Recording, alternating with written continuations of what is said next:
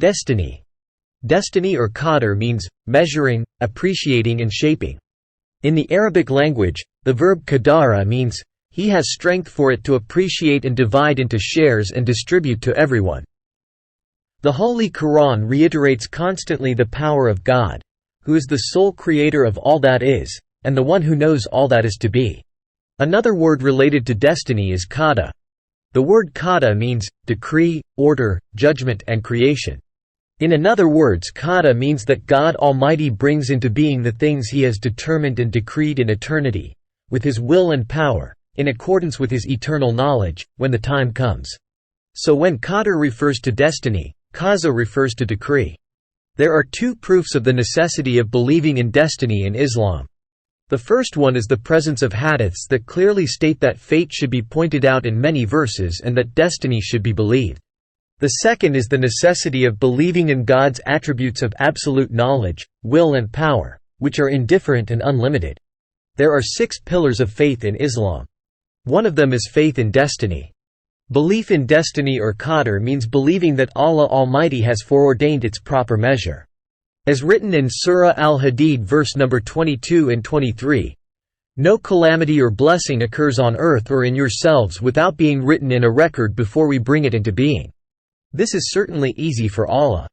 We let you know this so that you neither grieve over what you have missed nor boast over what He has granted you. For Allah does not like whoever is arrogant, boastful. Here, in verse 22, it is clearly stated that all beings and events, including humans and every situation related to them, are written in a book before they emerge into the realm of existence. Verse 23 indicates to us that a person must know and accept that every event that happens to him is God's will. In other words, a person should not despair for what he has lost, nor should he be spoiled for what he has gained. Allah Almighty encompasses all things. Everything in the skies and on the earth belongs to Allah, and He surrounds everything. In other words, Allah Almighty knows in advance what will happen to us. We do not have a right to choose in some events that happen to us. On the other hand, He gives us a free will to choose the right or wrong path. Therefore, it is right for a person to accept this as fate after the bad things that have happened, but it is not possible to shift the responsibility of his sins to Allah Almighty. The belief in free will is essential in Islam. This is because, for Muslims, life is a test from Allah. Therefore, all human beings must make their own decisions, and they will be judged on those decisions by Allah. In Islam, believing that good and evil are from Allah is essential. Allah creates both good and evil to test humans. That does not mean that Allah Almighty wishes evil for human to His detriment. Because Allah is never pleased with His servants' denial or any act related to denial. That is told to us in the 7th verse of Az-Zumar Surah. If you disbelieve, then know that Allah is truly not in need of you, nor does He approve of disbelief from His servants. But if you become grateful through faith, He will appreciate that from you. No soul burdened with sin will bear the burden of another.